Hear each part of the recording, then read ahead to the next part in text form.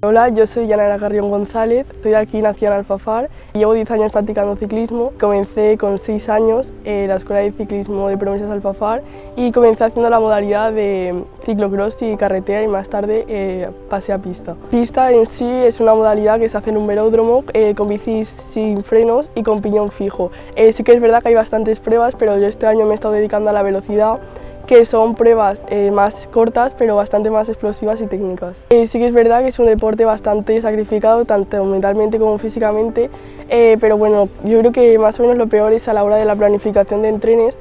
sobre todo porque hay veces que era salir corriendo al instituto, comer e irse a entrenar, pero bueno, yo creo que aparte de eso tiene mil beneficios y mil cosas buenas, amistades que haces y sobre todo ver que al final todo el esfuerzo que has puesto pues tiene su recompensa. El logro del que me siento más orgullosa ha sido este año cuando gané la velocidad individual, porque sí que es verdad que es lo que llevaba preparando un montón de tiempo, casi un año, que lo preparé junto a mi hermano y pues me hizo bastante más ilusión. Pues sí que es verdad que me puse muy contenta porque cuando me lo dijo mi madre pues me hizo bastante ilusión